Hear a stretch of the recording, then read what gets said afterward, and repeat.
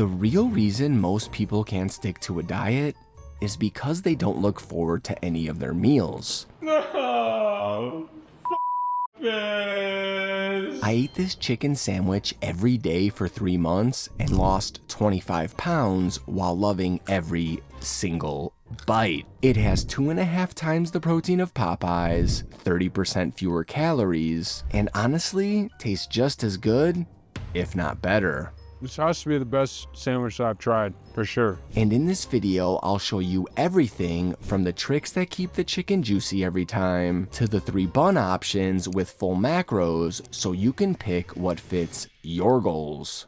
Let's get into it. If you've ever taken a bite of a chicken sandwich and got dry, tough meat, this is why. Chicken breast has no fat to protect it, so cook it a few degrees too much, and not only is your meat overcooked, you're also cooked. And because one side is way thicker than the other, uneven cooking is guaranteed. So let's take care of our meat. I'm grabbing a pack with large breasts, and I mean large. My goal is to buy ones around 350 grams per breast so I can make 2 sandwiches from every single one. But the ones at the store today came from mammoth chickens and ended up over 500 grams a piece. Honestly though, the heavier, the better. Not only can I prep more sandwiches at once, but these big packs are super cheap per pound. We'll start by quickly trimming off any connective tissue on the side. And I also like removing this triangular chunk in the corner of the thickest part of the breast. It's got a massive piece of tendon running through it. And just so you know, kitchen scissors are by far the best and fastest way to do this. I actually go through this whole process in the cooking techniques section of my cookbook, Diet Cheat Codes. And there are several chicken sandwich recipes in there too. Now, we need to beat our meat. Lay a breast down on the cutting board and place a piece of cling wrap over the top. Using a meat tenderizer, aka a kitchen hammer, start pounding on the thicker side. After about 30 seconds of whooping that trick, the meat will be just about an even thickness all the way across. This is what's going to let it cook evenly in our Tyfer air fryer, sponsor of today's video, so we massively reduce the chance of overcooking. More on Tyfer later. Once you've went to Pound Town on your meat, there's one more thing standing between you and a juicy sandwich every time. And most people skip it completely. It's called a dry brine. In bro terms, that just means salting the meat and letting it chill. Doing this allows chicken to hold on to more moisture as it cooks and helps prevent overcooking, but more on that later. Add 1% salt to both sides of the meat. These breasts total about 2,200 grams, so that means 22 grams of salt. Put them on a sheet pan with a wire rack and throw them in the fridge. You want at least 1 hour for the salt to do its thing, but overnight is even better. While the chicken does its thing, the sauce for this sandwich also benefits greatly from having time to sit, letting all the ingredients mingle together for better flavor. And the best part, it takes about 5 minutes to make. Grab a high-sided container and add 120 grams chipotle peppers and adobo, 150 grams light mayo, 170 grams 2% Greek yogurt, and 80 grams water. Now I used to destem and de-seed the peppers myself straight from the can, but I highly recommend switching to this pre-diced jar. It cuts the time it takes to make this recipe in half, if not more. Then add 20 grams erythritol, 2 grams smoked paprika, 1 gram white pepper, 6 grams salt, and 5 grams freshly minced garlic. In a separate small bowl, add 5 grams avocado oil and 1 gram xanthan gum. The xanthan gum is going to thicken the sauce, and this is the part most people don't think about, stops it from breaking down in the fridge over time so it keeps the same consistency until it's gone. Mix the oil with the gum and then add it to the high-sided container. Grab your immersion blender and mix for 1 to 2 minutes until it's creamy and smooth. Add our chipotle aioli to a condiment bottle and refrigerate until it's sandwich time. Now I already had chicken waiting in the fridge so I can record this in 1 day, but the point is the same. After about 24 hours in the fridge, your chicken should look like this. As you can see, the salt left the surface, penetrated inside the chicken, and now the outside is dry. You'll also notice that these breasts are a bit smaller. That's just what the store had yesterday,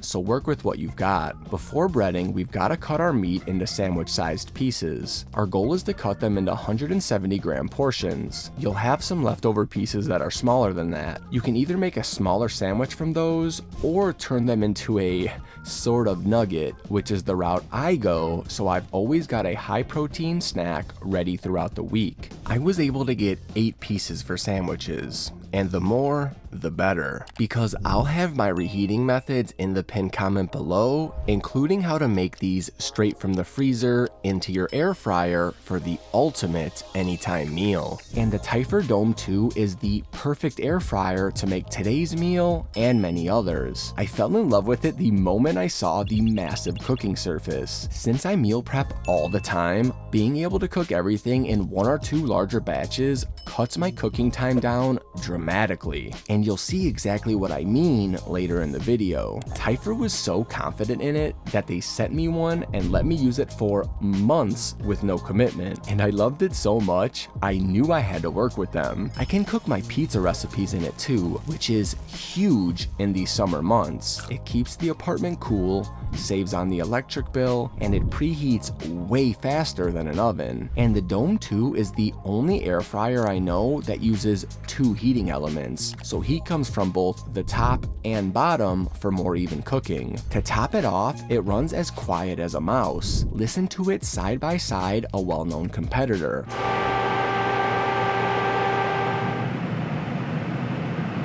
You can barely hear it. This is by far the best air fryer I've ever used, and the Typher Dome 2 is now available at the lowest price of the year for their Father's Day sale, which is a gift he'll actually use. Check the link in the description and use code E4CMTYPH before the deal ends. Now, breading was the hardest part of perfecting this recipe. I tried flour, panko, cornflakes, pork rinds, and different combinations of all of them. Cornflakes tasted like I was eating cereal chicken for dinner, panko didn't brown enough even with sprays of oil, and flour had dry spots and tasted weird no matter how much oil I used. Better than the cornflakes for sure, but I really want to have that crunch, and you're just not going to get that with flour and an air fryer. The winner was actually a combination of flour, panko, and pork rinds. No oil spray needed. So let's set up our 3 breading stations. Station 1 is just 150 grams of all-purpose flour, which makes a great base coat. Station 2 is 200 grams egg whites. I'm using boxed egg whites to make this recipe as easy as possible, but feel free to separate your own. I also tested egg whites head-to-head against whole eggs, and it made 0 difference in taste. They're both so fucking good. I literally can't tell any difference. I would rather just use egg whites in that case to not only save on calories, but it's so easy to just dump the egg white into the container. Done deal. Station 3 is where it gets interesting. Add 130 grams panko and 100 grams pork rinds. I'm using these pre-crushed pork rinds in a bottle, again to make this recipe as easy as possible, but you can buy them for 3 times cheaper and crush them yourself in a gallon bag. Then finish by grating in 15 grams Parmigiano Reggiano and 2 grams MSG. The fat from both the pork rinds and the parm is going to cook into the panko, helping it brown while adding a ton of flavor. And nobody will have any idea pork rinds are even in there, like this video.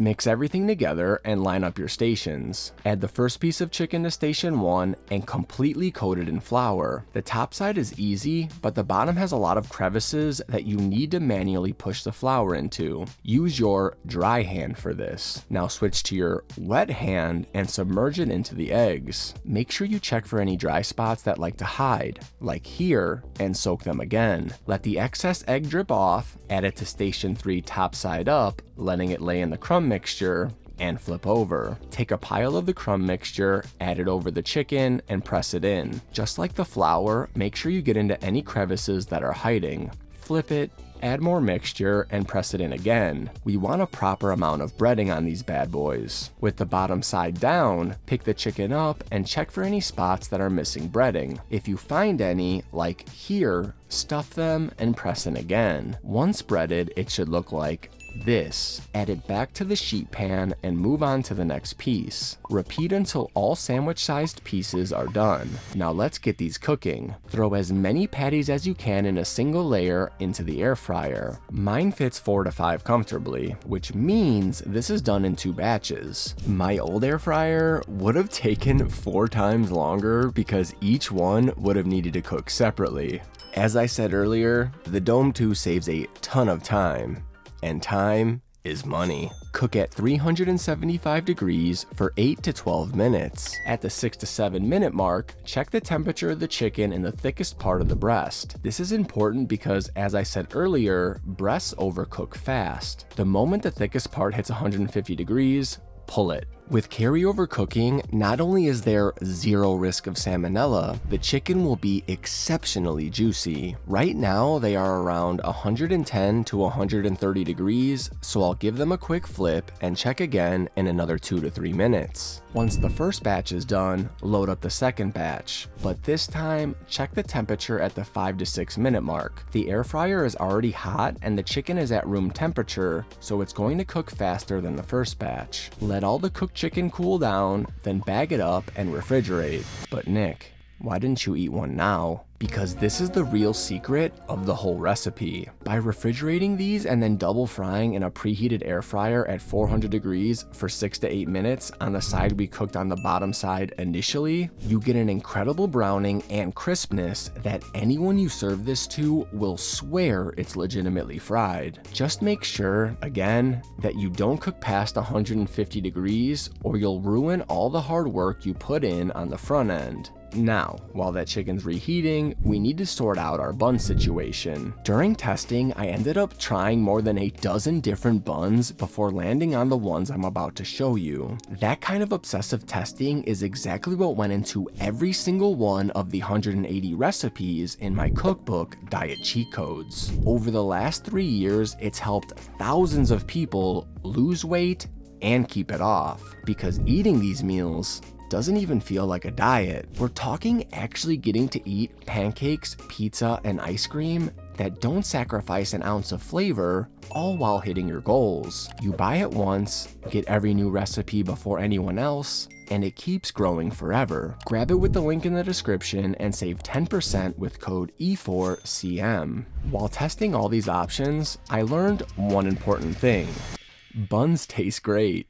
Seriously though, there were so many great options that the real question is, what's your goal? The lowest calorie, the highest protein, or the best tasting? Today I'm going with the highest protein option, which are these at 18 grams of protein each. I'll leave my favorites for each option in the pinned comment, plus the full macros for every version at the end of the video. Throw the buns in the toaster on the bagel setting, then start building. Lay down the bottom bun, add our perfectly crispy chicken, follow it with 35 grams of the chipotle aioli, and finish with 28 grams of no sugar added bread and butter pickles. The bread and butter pickles mix sweet with heat perfectly, and the crunch and juiciness of the chicken brings everything together in a way that is genuinely hard to describe. No matter which bun you choose, this will be the greatest air fryer chicken sandwich you've ever had, or maybe just the best sandwich overall. On a 1 to 10, what would you give it? 10 easy. I've never had a chicken sandwich this good, ever. But here's the problem. The hardest part of any diet is having the next meal ready before hunger makes you eat your entire pantry. In this video here, I'll show you how to make the sheet pan pizza I paired with this sandwich almost every day to lose these 25 pounds. And just like this meal, it reheats in minutes. Until next time, deuces.